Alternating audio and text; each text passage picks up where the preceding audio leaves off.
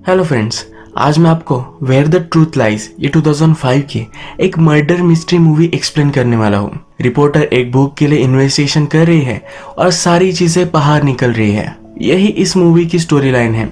Video start करने से पहले मैं आप सबसे एक रिक्वेस्ट करना चाहता हूँ। अगर आपको वीडियो अच्छी लगती है तो प्लीज इस वीडियो को लाइक और कमेंट जरूर कर दीजिएगा। इससे चैनल को बहुत सपोर्ट मिलता है। अब बिना किसी देरी के मूवी को एक्सप्लेन करना स्टार्ट करते हैं। मूवी के फर्स्ट सीन में ही हम टीवी के दो एंकर्स देखते हैं। एक का नाम है लैनी और दूसरे का नाम है विंस। ये दोनों एज ए डुओ ही काम करते हैं। लैनी कुछ फनी करता है और उसे जस्टिफाई करने का काम विंस करता है। इसी तरीके से इनका एक्ट चलता है। इन दोनों का कॉम्बिनेशन बहुत ही परफेक्ट है। फर्स्ट सीन में हम देखते हैं कि एक बड़ी सी चैरिटी के लिए इन दोनों ने टीवी इवेंट रखा है। बहुत दिनों तक ये चल रहा था तो कंटिन्यूअसली वहाँ एंकरिंग कर रहे थे। इन्होंने थोड़ा भी ब्रेक नहीं लिया है। इसके बाद डायरेक्टली इनके ही होटल रूम में हमें एक बॉडी दिखती है। जिसकी बॉडी थी उसका नाम था मॉरिन। अब मॉरिन का मर्डर किसने किया था यही इस मूवी की मिस्ट्री है। इसके बाद मूवी में बहुत सारा टाइम गुजर चुका है। फर्स्ट सीन जो हमने देखा था इसमें विंस और लैनी ये दोनों यंग थे। इन दोनों ने अलग अलग करियर पाथ चूज किए और अब ये अपने 50s में है। इसके बाद हमारा और एक मेन कैरेक्टर जिसका नाम है कैरन, ये विंस के साथ एक कैफे में आई हुई हम देखते हैं। कैरन एक जर्नलिस्ट है और वो विंस को मना रही है कि उसे बुक लिखनी चाहिए। कैरन को पब्लिशर से उसे $1 मिलियन ऑफर करने के लिए बताया गया है। अब बहुत सालों पहले क्या हुआ था, मॉरिन की बॉडी विंस और लैनी के रूम में थी। तब वहाँ क्या हुआ था ये सब चीजें कैरन चाहती है कि विंस अपने बुक में लिखे। वो विंस को कहती है कि तुम्हें सिर्फ उस दिन के बारे में फैक्ट्स बताने हैं।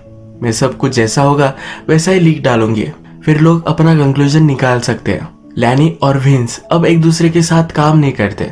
इसका पीछे का रीजन भी उसे चाहिए। विंस का करियर पहले जैसा नहीं रहा, उसे भी पैसों की जरूरत है तो इसके लिए वो इस डील के लिए मान जाता है। अब हमें मूवी में पता चलता है कि जिस तरह से विंस अपना बुक लिख रहा है उसी तरह से लैनी ने भी अपना बुक लिखना स्टार्ट किया है। लैनी के पॉइंट ऑफ व्यू से अब स्टोरी आगे बढ़ती है। लैनी की राइटिंग अनसेंसर्ड है। वो जैसा था वैसा ही सब कुछ बताता है। वो कहता है कि जब हमने चैरिटी के लिए इवेंट किया था वहां पर एक छोटी पोलियो की लड़की भी आई थी। उसे लाना उसकी पब्लिसिस्ट का आइडिया था। बिजनेस पॉइंट ऑफ व्यू से यह अच्छा हो सकता है ऐसा उसे लगा था। रात में उसकी पब्लिसिस्ट के साथ ही वो इंटीमेट हो गया। उन्होंने जब रूम सर्विस मंगवाई तब वो कार्ड लेकर मॉरिन आई। मॉरिन वही लड़की है जिसकी डेथ बाथटब में हुई थी। मॉरिन भी लेनी की बहुत बड़ी फैन थी। वो कॉलेज में जर्नलिज्म पढ़ रही थी तो इसीलिए उसे लैनी का इंटरव्यू चाहिए था। लैनी के पब्लिसिस्ट ने उसे मना कर दिया पर फिर भी लैनी एक पेपर पर नोट लिख देता है। उसे बाद में आने के लिए कहता है। अब लैनी के पॉइंट ऑफ व्यू से जो भी सब चल रहा था ये सब चीजें कैरन को उसके लॉयर पढ़ने के लिए देते हैं। जैसे हमें पता है कि कैरन विंस के लिए बुक लिख रही थी तो उसे डीमोटिवेट करने के लिए ये सब वो करते हैं। लैनी अपनी स्टोरी आगे बढ़ाता है। वो कहता है मुझे जो भी लड़की चाहिए थी वो मुझे मिल जाती थी। कभी हम स्टैंड अप कॉमेडी करते थे तब रूम में से ही मैं कोई चूज कर लेता था। लैनी के लिए एक काम करने वाला आदमी था, उसका नाम था रूबन। लैनी कहता है कि लड़की के साथ कोई भी हो पर रूबन हमेशा उसे भगा देता था। कोई भी प्रॉब्लम आई तो सब रूबन सॉल्व करता था। एक दिन ऐसे ही लैनी स्टैंड अप कॉमेडी कर रहा था। उसने उस लड़की के साथ अनअप्रोप्रिएटली बात की। उस लड़की के साथ उसका बॉयफ्रेंड भी था तो उस पर वो चिढ़ गया। उस बॉयफ्रेंड ने लैनी को गालियां देनी स्टार्ट कर दी। लैनी ने फर्स्टली इसे जरा सीरियसली नहीं लिया। लैनी जू था तो उस बॉयफ्रेंड ने उसको जू पर भी गाली दी। लैनी इस पर बहुत ही चिढ़ गया था पर विंस ने उसे कंट्रोल करने के लिए कहा। विंस उस लड़की के बॉयफ्रेंड को बाहर लेकर गया। प्राइवेट जगह पर ले जाकर उसे बहुत मारा। यहाँ पर हम देख सकते हैं कि विंस और लैनी इन दोनों की फ्रेंडशिप बहुत ही स्ट्रांग है। इसके बाद हमें फिर से कैरन का प्रेजेंट दिखाया जाता है। एक दिन कैरन अपने काम के लिए ट्रैवल कर रही थी तो वहां उसे लैनी मिला। एरोप्लेन में इन दोनों ने एक दूसरे के साथ ही लंच किया। लैनी को कैरन के बारे में कुछ भी पता नहीं था तो कैरन ने अपनी आइडेंटिटी छुपा दी। उसने कहा कि मैं एक स्कूल टीचर हूँ। इन दोनों में बहुत सारी बातें हुई और एक दूसरे को वो लाइक भी करने लग गए। लैनी कैरन को उसके अपार्टमेंट तक छोड़ने के लिए आया। कैरन उसे ऊपर नहीं ले जाना चाहती थी पर वो कहता है कि मैं सिर्फ तुम्हें तुम्हारे अपार्टमेंट तक छोड़ दूंगा। आज हम दोनों कुछ भी नहीं करेंगे। लैनी उसे उसके अपार्टमेंट में छोड़ देता है और जाते जाते कहता है कि कल मेरा शो है, उस शो के बाद मैं तुम्हें कॉल करूंगा, उसके बाद हम मिलेंगे। ऑफिशियल फर्स्ट डेट पर वो फिर जाने वाले हैं। अब हमारी स्टोरी फिर से लैनी के पॉइंट ऑफ व्यू से आगे बढ़ती है। जैसे हमें पता है कि लैनी और विंस का टीवी का एक बड़ा इवेंट था। इस इवेंट के बाद ये बहुत ही एग्जॉस्टेड थे, पर फिर भी उनका एक स्टैंड अप कॉमेडी का इवेंट था जिसके लिए उन्हें आना पड़ा। ये इस इवेंट में नहीं जाना चाहते थे, पर जिस आदमी का ये इवेंट था वो एक गैंगस्टर था। उसका नाम था सैली। सैली गैंगस्टर था, पर फिर भी उसके लिए सब पुलिस काम करते थे। उसने विंस और लैनी के लिए एक बड़ा सा स्वीट बुक किया था। अंदर जाकर जब इन्होंने देखा तो वहां मॉरिन की बॉडी पड़ी हुई थी। अभी स्टोरी लैनी के पॉइंट ऑफ व्यू से चल रही थी, पर यह सब उसने मैन्युस्क्रिप्ट में लिखी हुई है। यही मैन्युस्क्रिप्ट लैनी के लॉयर कैरन को भेजते हैं। वो उसे डीमोटिवेट करना चाहते हैं। टीवी इवेंट के बाद रात में क्या हुआ था अब हमें इस मैन्युस्क्रिप्ट से पता चलता है। लैनी कहता है कि सब काम कर कर वो एग्जॉस्ट हो जाता था। थोड़ा सा रिलैक्स होने के लिए ये दोनों गोलियां लेते थे। टीवी इवेंट खत्म कर जब वे दोनों अपने रूम में आए तब गैंगस्टर ने उनके लिए बहुत सारे गिफ्ट भिजवाए थे। इसमें लॉबस्टर्स, कुछ फ्रूट्स बिक रहे थे। ये उसके लिए स्टैंड अप कॉमेडी का एक इवेंट करने वाले हैं, इसलिए उन्हें गिफ्ट देता है। फिर लैनी कहता है कि उस रात मैंने मॉरिन को कॉल किया। मॉरिन के साथ उसने एक प्रोस्टिट्यूट को भी मंगवाया। लैनी और विंस इनके साथ फिर इंटीमेट हो गए। ये सीन यही खत्म होता है। कैरन को अभी भी ये सब बिलीव नहीं होता, क्योंकि हमेशा लैनी बहुत ही एक अच्छा आदमी है ये वो बिलीव करती थी। लैनी की स्टोरी में उसने कहा है कि उसने प्रोस्टिट्यूट मंगवाई थी, पर वैसा कुछ भी नहीं था। उस रात उनके रूम में सिर्फ मॉरिन आई हुई थी। सुबह होने पर लैनी कैरन को कॉल करता है। ये डिनर के लिए एक चाइनीज रेस्टोरेंट में आते हैं। इस डेट पर कैरन लैनी से कहती है कि मैं हमेशा से पब्लिशिंग में काम करना चाहती थी। वो लैनी को सजेस्ट करती है कि तुम्हें भी बुक लिखनी चाहिए। लैनी कहता है कि मैं मरने के बाद ये पॉसिबल है, और लिटरली, क्योंकि अगर उसने अभी ये बुक लिखी तो बहुत सारे लोगों को वो अपसेट करेगा। वो अपने दिल की बात उसे कहता है। वो कहता है कि जब तुम एक बुरे आदमी हो और तुम्हें प्रिटेंड करना पड़े कि तुम अच्छे हो तो यह बहुत ही डिफिकल्ट होता है। लोगों के बारे में, बाकी सब चीज़ों के बारे में वो जिस तरह से फील करता है, अगर उसने उसी तरीके से बुक में लिख डाला तो बहुत लोगों को हर्ट करेगा। शेफ को लैनी ने कहा था कि जो भी स्पेशल हो वो सब लेकर आओ। इस डिनर में लॉबस्टर भी है। वो चिढ़कर शेफ से कहता है कि इतनी बार मैं तुम्हारे यहाँ आया हूँ, कभी भी मैंने लॉबस्टर ऑर्डर नहीं किया, तुम क्यों ये लेकर आए हो। इसके बाद लैनी अपने आप को कंट्रोल करता है और ये सही से बातें करते हैं। इसके बाद ये दोनों रात में इंटीमेट हो जाते हैं। नेक्स्ट डे कैरन को उसके पब्लिशिंग हाउस में बुलाया जाता है। वो उसे कहते हैं कि विंस को उसके बुक के लिए तुम अलग अलग क्वेश्चन पूछने वाली हो। मॉरिन के साथ क्या हुआ था ये इन्फॉर्मेशन बहुत ही इंपॉर्टेंट है, तो ये कैरन को किसी भी हालत में लानी है, क्योंकि ये पब्लिशिंग कंपनी विंस को $1 मिलियन पे कर रही है। ये इनके लिए बहुत ही इंपॉर्टेंट है। कैरन अब और भी इन्वेस्टिगेशन करने के लिए मॉरिन की मदर के पास पहुंचती है। मॉरिन के जाने के बाद उसके पेरेंट्स का बहुत ही बुरा हाल हो चुका था। फादर की डेथ 6 ईयर पहले ही हो चुकी है। मदर कैरन को बाहर लेकर आती है। वो कहती है मॉरिन के फादर ने उसकी अस्थियां लेकर यहाँ एक पेड़ लगाया था। इस पेड़ को देखकर हमेशा उसे मॉरिन की याद आती है। कैरन मदर से पूछती है कि विंस से मैं बहुत सारे क्वेश्चन पूछने वाली हूँ, अगर आपको कोई क्वेश्चन पूछना है तो मेरे थ्रू आप पूछ सकते हो। मदर कुछ भी क्वेश्चन नहीं पूछती है। इसके बाद कैरन जिस दिन मॉरिन की बॉडी मिली थी उस क्राइम सीन पर जो पुलिस ऑफिसर था उसे मिलने के लिए आती है। जो स्टोरी उन्होंने न्यूज़पेपर वगैरह में बताई थी यही स्टोरी फिर से पुलिस ऑफिसर उसे बताता है। कैरन के फोर्स करने के बाद वो कहता है कि मॉरिन के बॉडी पर मार्क्स थे। ये मार्क किस वजह से थे ये किसी को भी पता नहीं चला। बाद में कैरन ने इस पर बहुत सोचा। उसके बाद उसे रियलाइज हुआ कि लैनी को लॉबस्टर नहीं पसंद।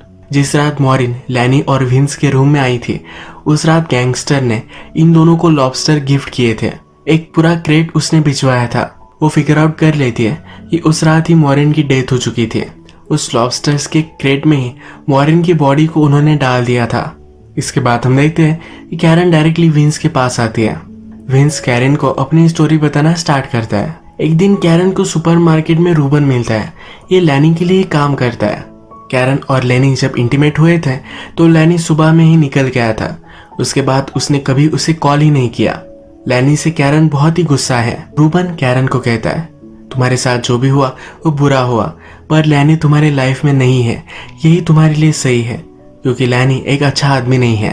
ये कहकर वहां से वो चला जाता है। अगले दिन कैरन फिर से विंस से मिलने वाली थी।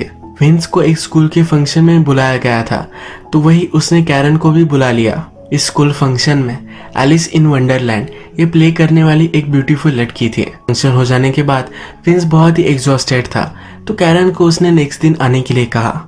नेक्स्ट दिन कैरन जब वहां पहुंचे तो विंस ने कहा कि हमें आज लैनी भी ज्वाइन करने वाला है। कैरन ने लैनी को झूठ कहा था कि वो एक टीचर है।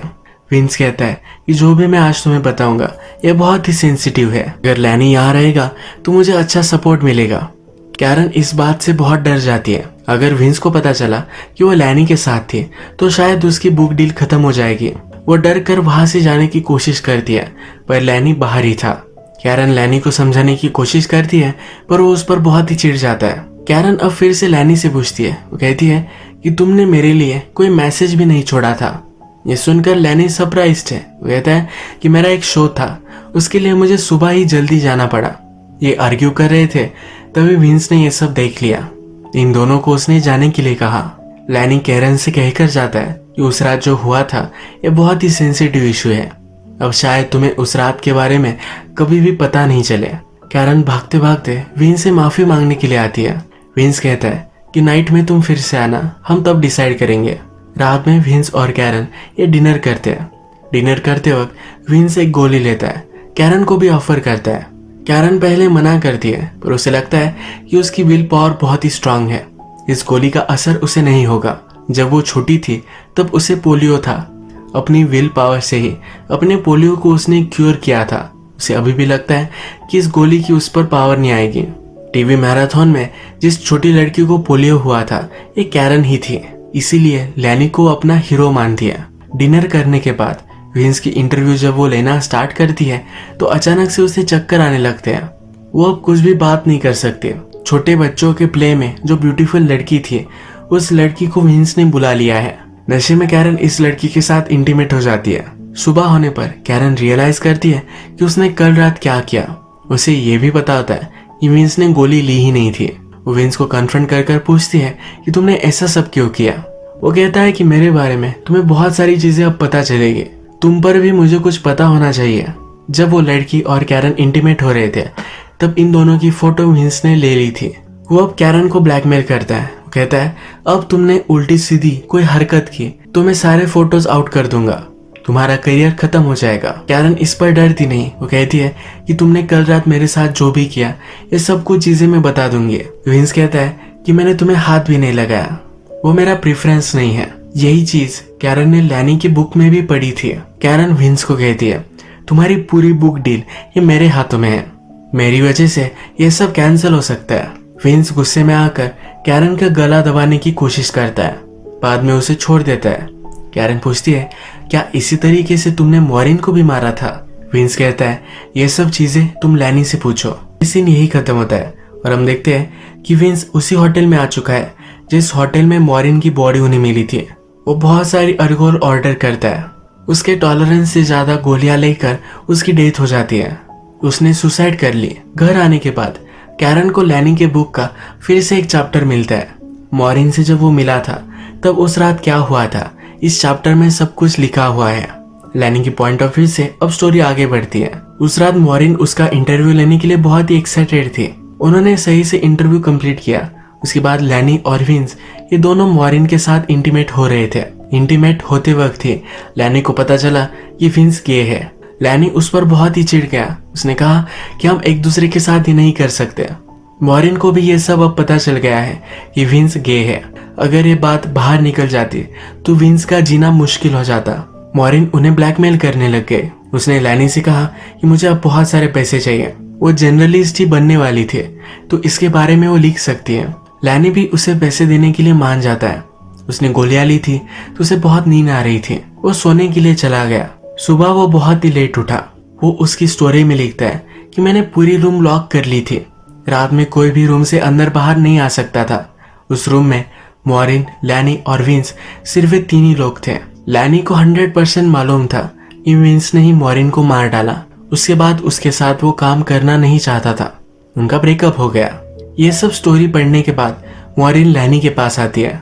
विंस डेड है तो उसकी बुक कंप्लीट करने के लिए लैनी ही उसे हेल्प कर सकता है। वो लैनी को कहती है कि विंस बहुत ही फनी था, उसकी ये साइड बाहर आनी चाहिए, तुम मुझे हेल्प कर सकते हो। लैनी कहता है कि तुम्हारी वजह से उसने सुसाइड कर ली, उसे कुछ भी हेल्प नहीं करने वाला। लैनी की बुक का लास्ट चैप्टर जो कैरन ने पढ़ा हुआ है उसके बारे में बोलती है। लैनी इसको सुनकर सरप्राइज्ड होता है क्योंकि लैनी ने वो चैप्टर उसे भेजा ही नहीं था।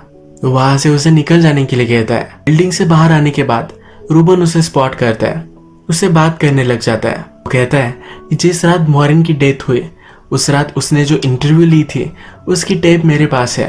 इस टेप से पता चल सकता है कि उस रात एक्चुअल में हुआ क्या था। इस टेप के लिए वो $1 मिलियन मांगता है। ये सुनने के बाद ही कैरन को क्लिक होता है। जब उसने लैनी को कन्फ्रंट किया था कि उसने उसके लिए कुछ मैसेज भी नहीं छोड़ा, तब लैनी सरप्राइज था। लैनी के साथ हमेशा रूबन हुआ करता था, तो शायद रूबन ने ही वो नोट गायब कर दी थी। जो मैन्युस्क्रिप्ट उसे मिली थी ये भी रूबन ने ही डिलीवर की थी। रूबन हमेशा से इस टेप को लेकर विंस और लैनी को ब्लैकमेल करना चाहता था। उन दोनों को गैंगस्टर का सपोर्ट था, इसलिए वो कुछ कर नहीं पाया। गैंगस्टर की अभी अभी डेथ हुई तो उसके बाद वो फिर से ब्लैकमेल करने वाला था, पर अचानक से अब विंस की भी डेथ हो चुकी है। उसके पास जो टेप है वो किसी भी काम की नहीं। उसने फिर लैनी के बुक का चैप्टर कैरन को भेज दिया। अगर वो चैप्टर और रूबन की टेप मैच कर जाते हैं तो ये इन्फॉर्मेशन बहुत ही वैल्यूएबल बनती है। इसके लिए उसे $1 मिलियन मिल सकते हैं। पर कैरन और भी स्मार्ट है।